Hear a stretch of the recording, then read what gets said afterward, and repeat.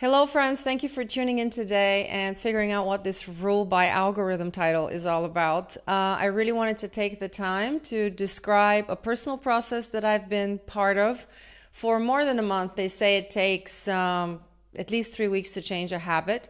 And then I also want to provide you with some statistics on where things are at in terms of what aspects of our lives are actually curated or ruled by AI algorithm and how to opt out or how to minimize that influence if we want to have more human connection and more quality experiences, both online and offline.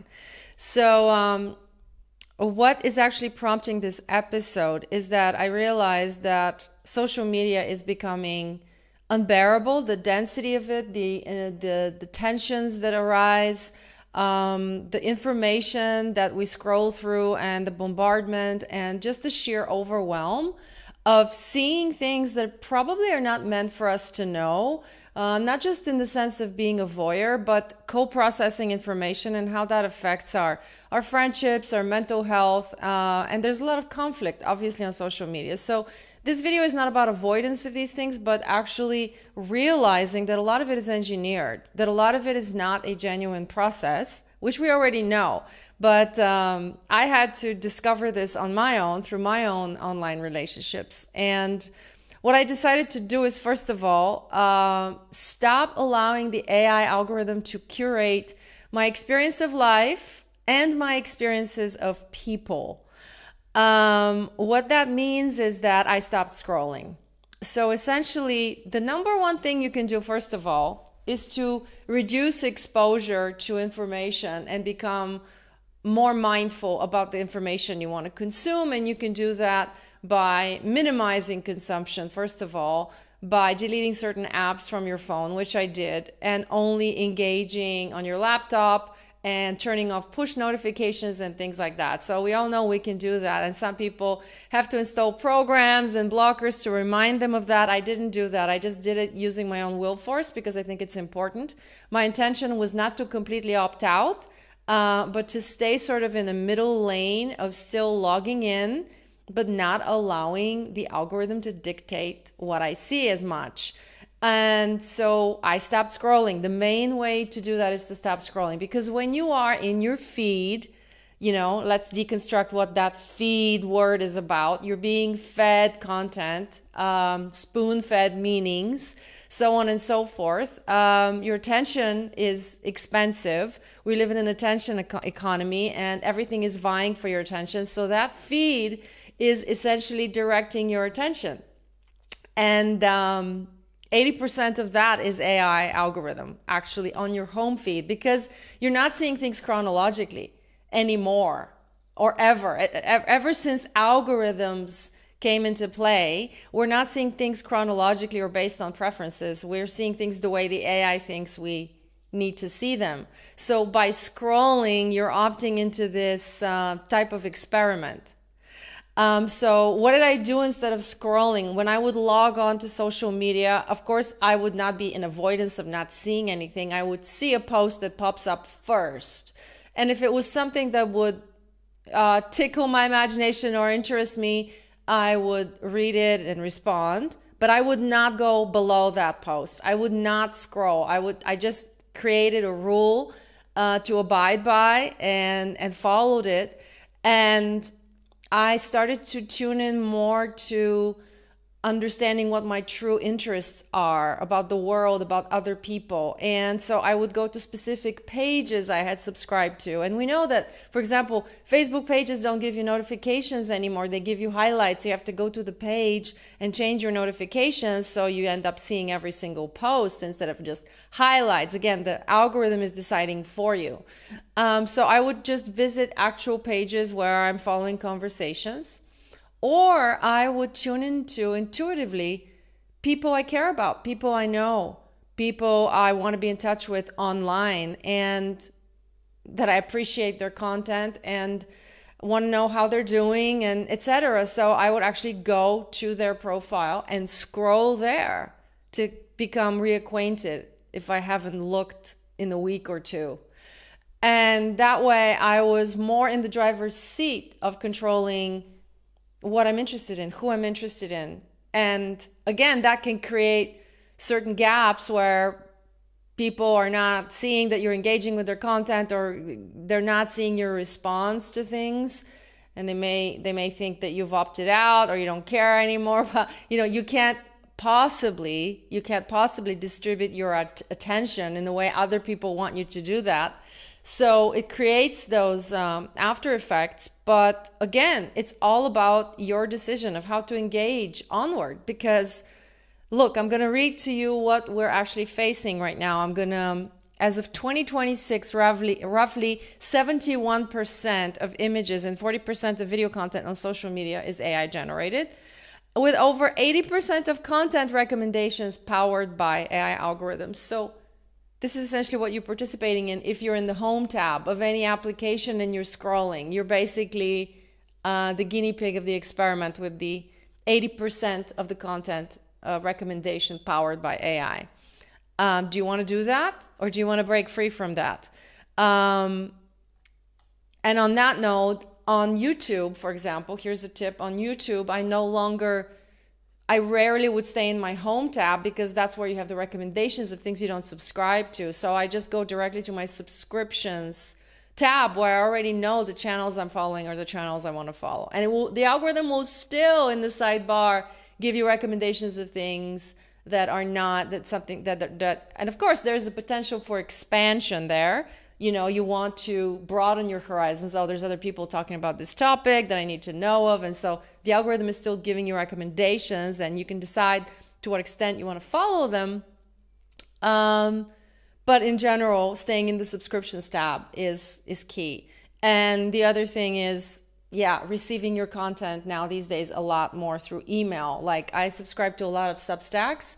If there's an article of interest, I click and open and read, from my email, not from my social media.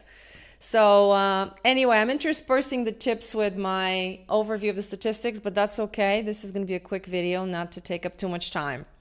So content generation, I already spoke about that. More than 20% of videos now on YouTube are AI slop. Can you believe that? More than 20%. Now, how about who's actually on social media? How much of it is bots? Now, the official statistics is that it's 15%, but that's a conservative projection. They're expecting the figure to be as high as 30% of total activity being AI bots on social media. As of mid-2025, nearly 1/3 of creative ads are built or enhanced using generative AI. So the ads that you're scrolling through past or even engaging with, 30% are generative AI. Now, it's estimated that over 50% of human voice talent pool has already been impacted or replaced by AI-generated voices in the market. I've met many people who lost their jobs already that were voiceover artists and you name it. And how about music? I mean, yeah, we all know about that. About 28% to 34% of new music uploads on Spotify are AI generated. That's a very high percentage. That's the new music that's being uploaded right now. And yeah, that's the story with how the AI algorithms is ruling over our attention, our energy, and wasting a lot of our time. You know, that is very precious right now. Our attention is in high demand. So please, please value your attention, because the old saying of where the attention goes, the energy flows is very much in effect and very much true. So now some more general statistics on where things are with AI, like how much has AI algorithm taken over various industries and aspects of life. Early 2026, 88% of organizations worldwide report using artificial intelligence in at least one business function. That's really high. Leading with the IT industry, technology services with over 90% of adoption. Now we're talking about adoption rates, okay? We're not talking about it being run solely by AI, but they've adopted, this is the adoption rates. So the top industries for 2026 is technology and IT, Number 2 is retail and e-commerce. That's 78%. Then we have financial services and banking. So that's at between 71 and 89%. So that's algorithmic trading. People, if any of you are trading the markets, AI is in charge there as well. Healthcare and life sciences, that's 63 to 78% and rapidly growing. And that's with both diagnostics and administration. Kind of scary. Manufacturing, 51 to 77%. Telecommunications, 63%. Defense industry, 85%. Agriculture, up to 85%. I wonder what that statistic is about. Robots harvesting fruits and monitoring seeds and, you know, how things are going. Are the fruits ripening? Do we have all the biosensors implanted on the fruits, you know, scattered smart dust to monitor how our food supply is going, and so we can quantify everything on Earth. So that's what that statistic is probably about. And in marketing and sales, it's still at 42% of businesses are using AI.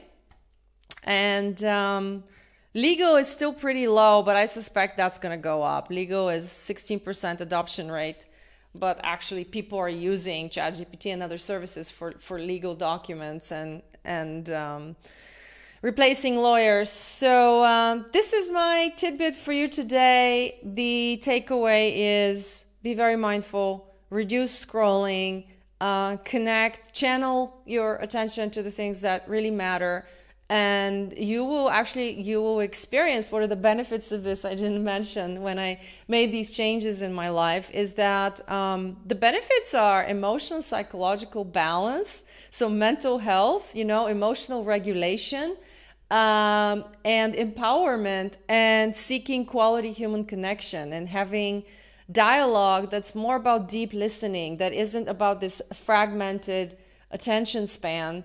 And receiving information in bits of data and having to, you know, use up internal resources to suture meaning out of that, but actually spending more quality time with certain people, with certain content, longer content.